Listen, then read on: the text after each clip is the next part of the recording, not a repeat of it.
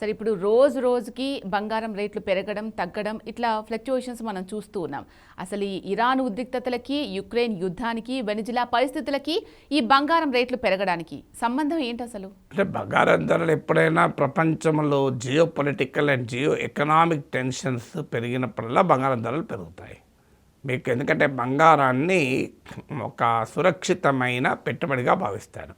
అంటే ప్రపంచంలో fear, uncertainty, భయము, అస్థిరత ఉంటే మీకు ఎప్పుడైనా బంగారం ధరలు పెరుగుతాయి. ఇది స్వభావం. అందులో డాలర్ పడిపోయినప్పుడు కూడా బంగారం ధరలు పెరుగుతాయి.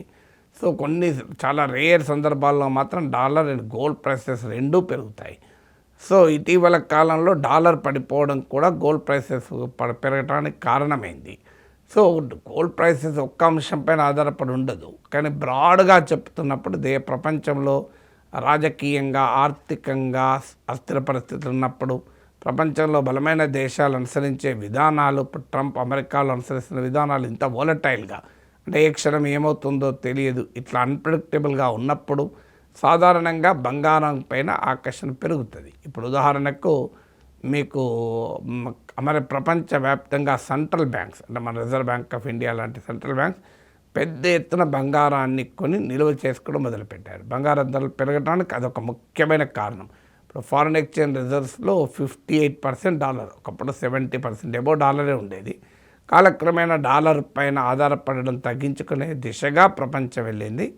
అందువల్ల అది 58% తగ్గింది. సెకండ్ ప్లేస్లో యూరో ఉండేది, ఇప్పుడు అది యూరో ప్లేస్ని కాస్త మీకు గోల్డ్ అందుకుంది. అంటే గోల్డ్ ఏ రకంగా ఇంపార్టెంట్ అవుతుందో దీన్ని బట్టి మనకు అర్థమవుతుంది.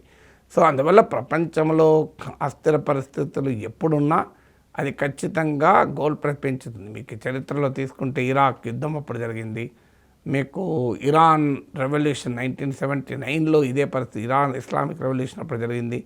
మళ్ళీ 2001, 2003 ఆ ప్రాంతంలో గల్ఫ్ వార్ అప్పుడు జరిగింది. మీకు తాలిబాన్ ఆఫ్ఘనిస్తాన్ 2001లో అమెరికా ఆఫ్ఘనిస్తాన్ దాడిపై జరిగింది. 2011లో మీకు లిబియాపై దాడిపై జరిగింది. ప్రతిసారి ప్రపంచంలో రాజకీయ ఉద్రిక్తతలు, ఆర్థిక ఉద్రిక్తతలు పెరిగినప్పుడల్లా గోల్డ్ ప్రైస్ పెరుగుతూ ఉంటుంది. ఎందుకంటే గోల్డ్ అయితే ఏ దేశ కరెన్సీ కాదు గనక ఆ దేశ పరిస్థితులతో సంబంధం లేకుండా గోల్డ్ అయితే లాంగ్ టర్మ్లో రిటర్న్ ఉంటుందని. అయితే ఈసారేమో గోల్డ్ చాలా భారీగా హెచ్చుతగ్గులకు గురవుతుంది. దీనికి ఇతర ఫ్యాక్టర్స్ ఉన్నాయి. ఇప్పుడు అమెరికన్ సెంట్రల్ బ్యాంక్ అటానమీని, ఫెడరల్ రిజర్వ్ అటానమీ పైన ట్రంప్ దాడి చేయడము, ఇలాంటి ఫ్యాక్టర్స్ కూడా గోల్డ్ పైన ప్రభావం చూపుతున్నాయి.